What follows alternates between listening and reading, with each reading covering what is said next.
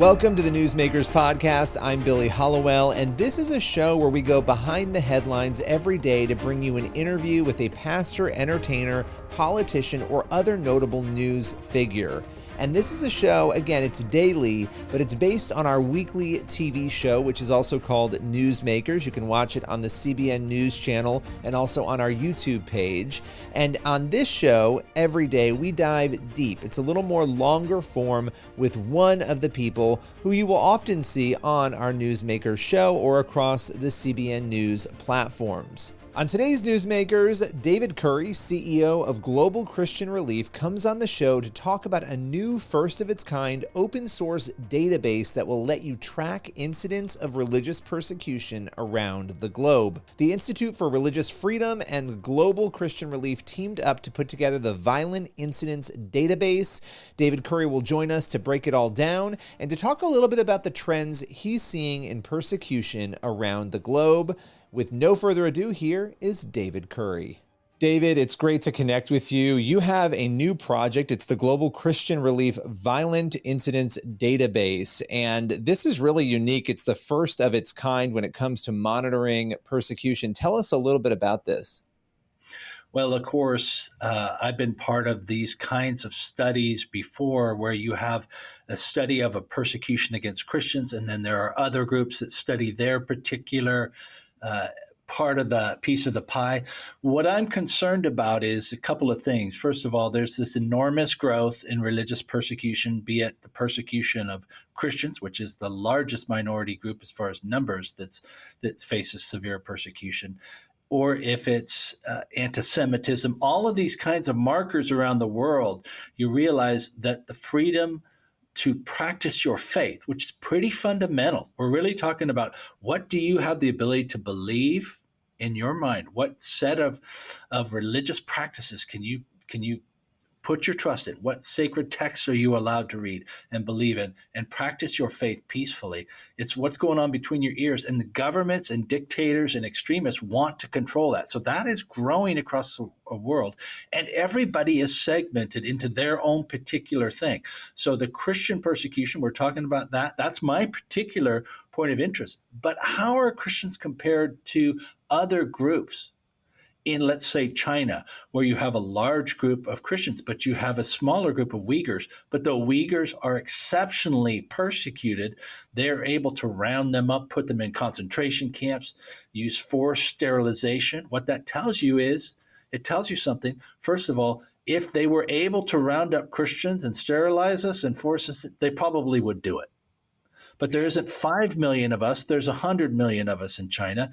And so these kind of comparisons help us not only with the freedom of religious expression, but also to be able to determine how we can best support the church, because I'm a follower of Jesus and I want to support the church, the persecuted believers, wherever they may be, to practice their faith, to worship Jesus, to read their Bible in peace, civilly, within whatever country and context they're in.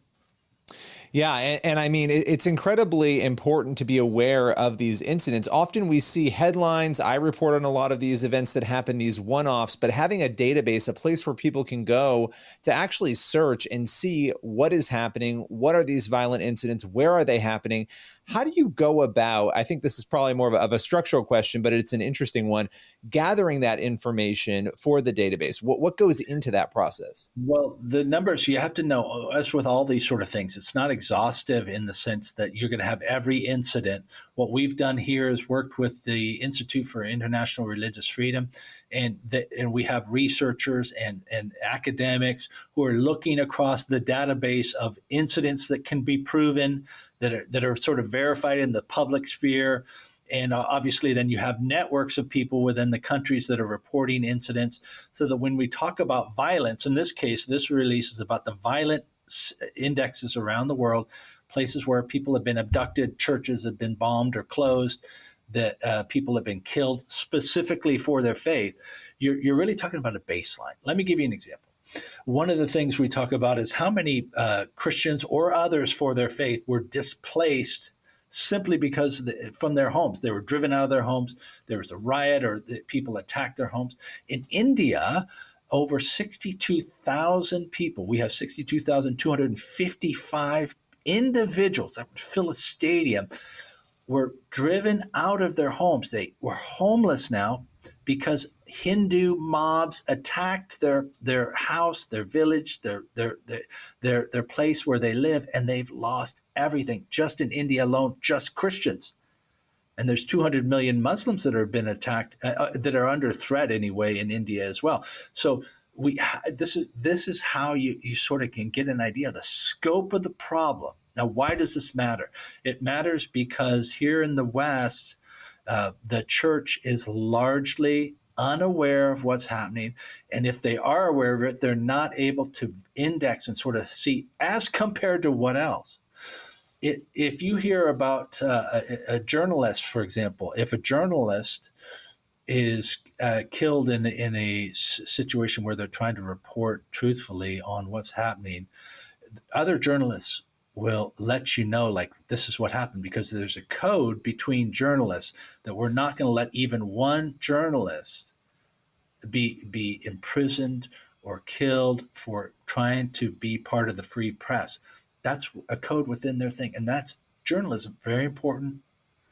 But here we are in the kingdom of what we believe, if you're a believer, is an eternal idea, and we're just sort of like everybody for themselves. No, it's not right. So we need to wake up on this subject and know that we are called to pray for, care for, support people who are persecuted for the name of Jesus, imprisoned for the name of Jesus, abducted for the name of Jesus, and everything else. When you look at this, database, when you look ahead 5 years, 10 years, even 1 year, how do you see this being a tool that is beneficial, that can be used to sort of not only help alleviate persecution, but maybe wake people up to what you just described? Well, I'm hoping it's going to take down barriers between people who want to have freedom of religious expression, so that Jews around the world and everybody else of any other faith that wants to have the free practice of belief, freedom of belief, will be able to look and say, like, wow, okay, this, I can see it's not just us, it's happening to others as well. We need to stand up for this freedom. And I'm hoping it'll have some sort of ability to bring us together across different life experiences, and so forth. I do want the church, because my concern is for my family, and I mean that in a spiritual family. I want the church to awaken. The database is going to grow better over time, and there'll be other ways that we can segment it, and we'll have other releases as this data comes online. But it's going to grow deeper over time, and you'll begin to see more of the trends, how things are changing, and really, I think this has policy implications for governments. It certainly has implications for how we look at our own lives in a practical sense as well.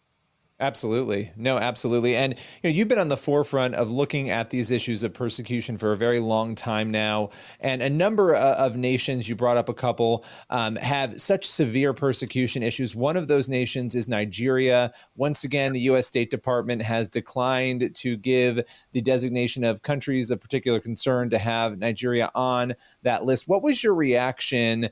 I mean, this has happened again and again now. It was put on briefly by the Trump administration. The Biden administration took Nigeria off. But what was your reaction to, again, this year, seeing that it was not included? Well, I've had conversations with people in the State Department at the highest levels.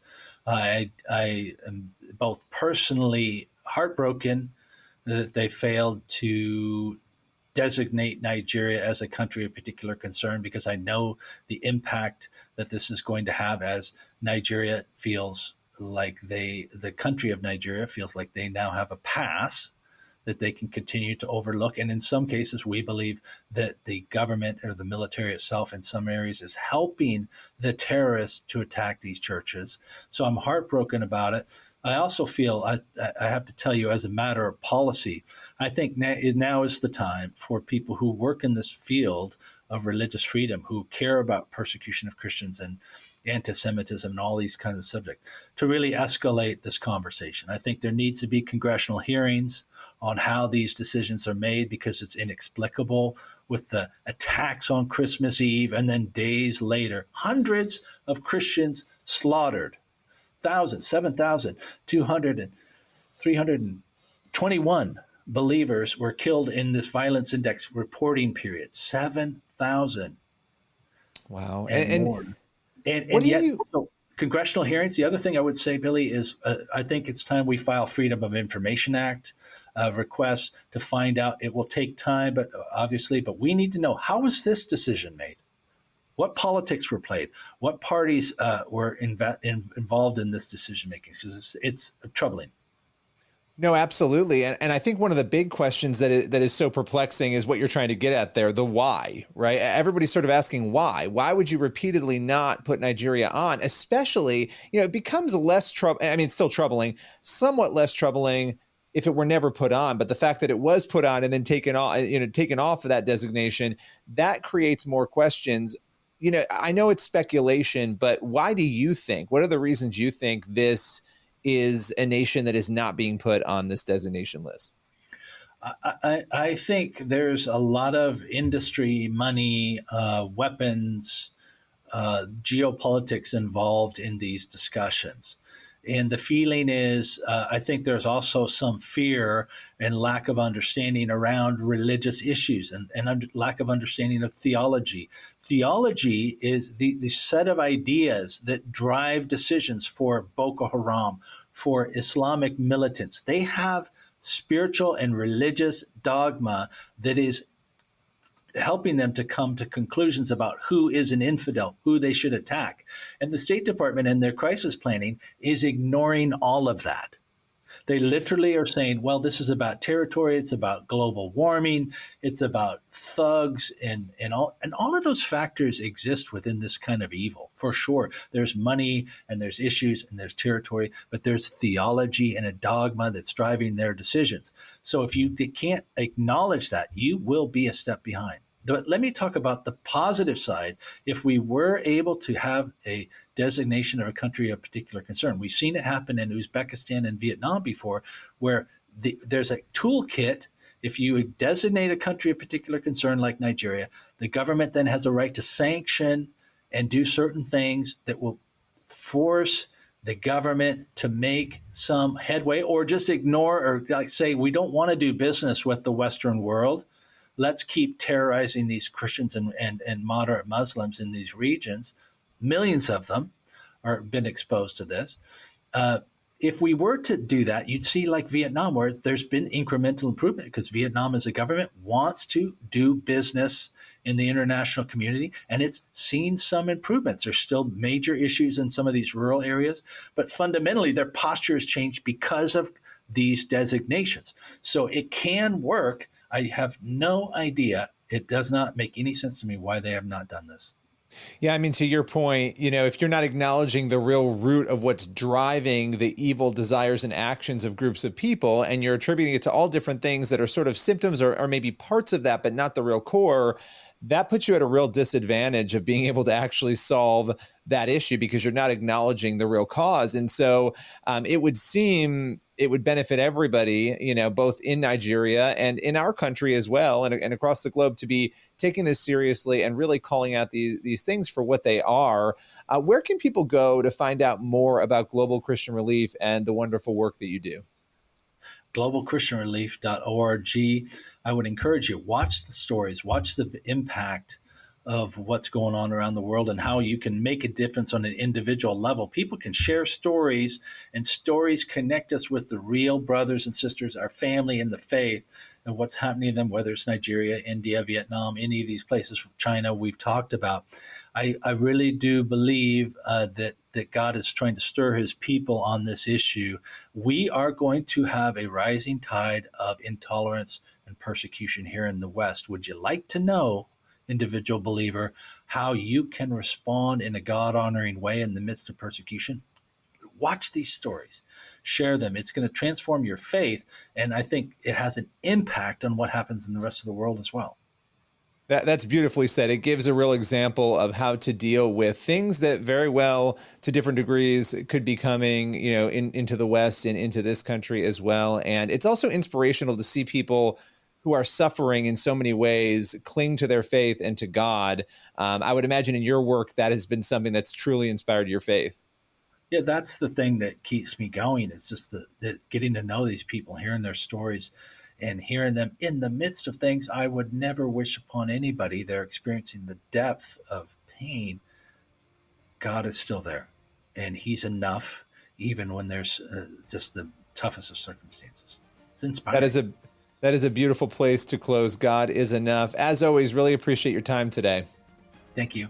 That's all for today's Newsmakers podcast. Be sure to tune in for the next episode of the show, and also head over to the CBN News YouTube channel and the CBN News channel to watch Newsmakers every week. We'll see you soon.